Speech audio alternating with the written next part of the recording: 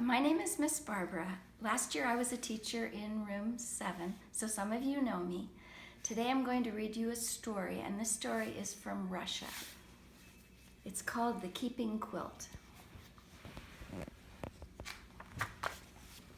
The Keeping Quilt by Patricia Palacio.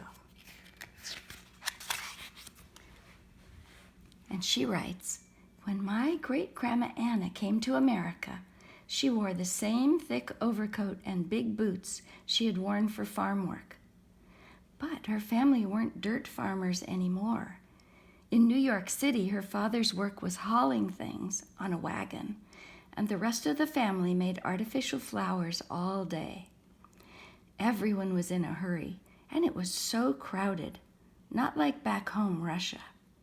But all the same, it was their home, and most of their neighbors were just like them.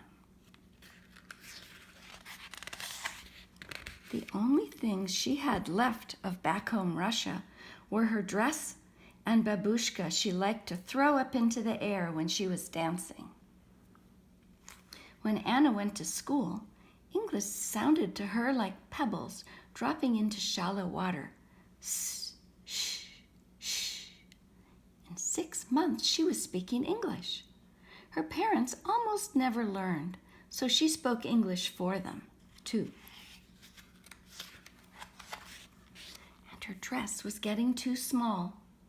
After her mother had sewn her a new one, she took her old dress and babushka. Then from a basket of old clothes, she took Uncle Vladimir's shirt, Aunt Havela's night dress, and an apron of Aunt Natasha's. "We will make a quilt to help us always remember home," Anna's mother said. "It will be like having the family in back home Russia dance around us at night." And so it was. Anna's mother invited all the neighborhood ladies. They cut out animals and flowers from the scraps of clothing. Anna kept the needles threaded and handed them to the ladies as they needed them. The border of the quilt was made of Anna's babushka. On Friday nights, Anna's mother would say the prayers that started the Sabbath. The family ate challah and chicken soup. The quilt was their tablecloth. Anna grew up and fell in love with great-grandpa Sasha.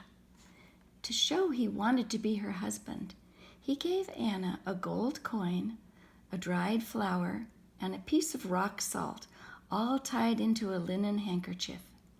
The gold was for wealth, the flower for love, and the salt so their lives would have flavor. She accepted the hanky, and they were engaged. Under the wedding huppah, Anna and Sasha promised each other love and understanding. After the wedding, the men and women celebrated separately.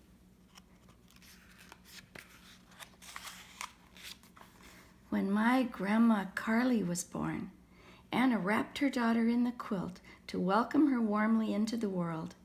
Carly was given a gift of gold, flour, salt, and bread. Gold so she would never know poverty, a flower so she would always know love, salt so her life would always have flavor, and bread so that she would never know hunger. Carly learned to keep the Sabbath and to cook and clean and do washing. "Married you'll be someday," Anna told Carly. And again, the quilt became a wedding huppah, this time for Carly's wedding to Grandpa George.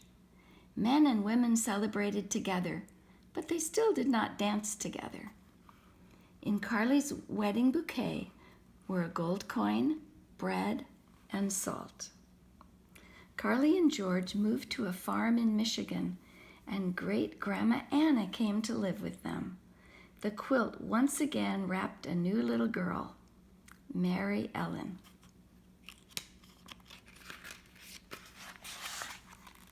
Mary Ellen called Anna Lady Grandma. She had grown very old and was sick a lot of the time. The quilt kept her legs warm.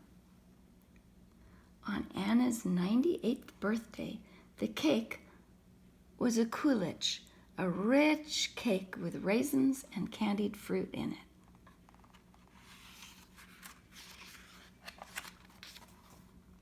When Great-Grandma Anna died, prayers were said to lift her soul to heaven. My mother, Mary Ellen, was now grown up.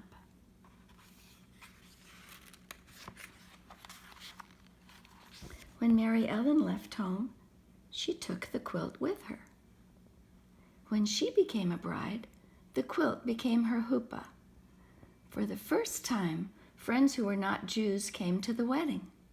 My mother wore a suit, but in her bouquet were gold, bread, and salt. The quilt welcomed me, Patricia, into the world. And it was the tablecloth for my first birthday party. At night, I would trace my fingers around the edges of each animal on the quilt before I went to sleep. I told my mother stories about the animals on the quilt. She told me whose sleeve had made the horse, whose apron had made the chicken, whose dress had made the flowers, and whose babushka went around the edge of the quilt.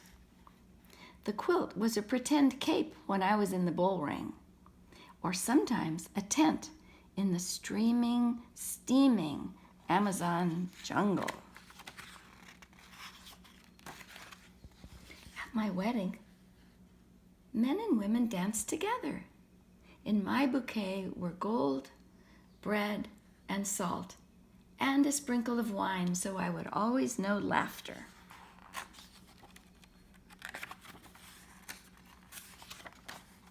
Many years ago, I held Tracy Denise in the quilt for the first time.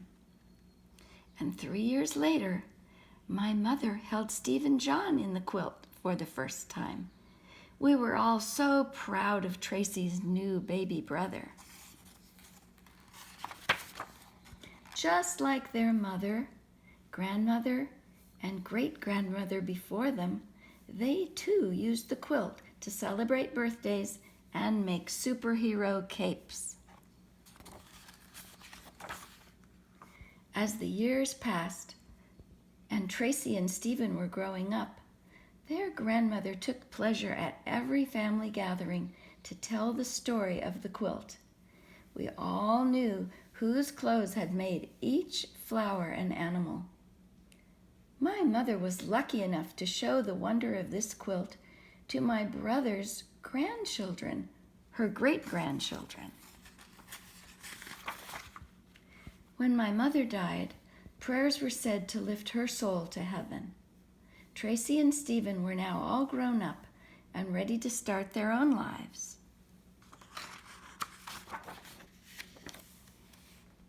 And that's the end.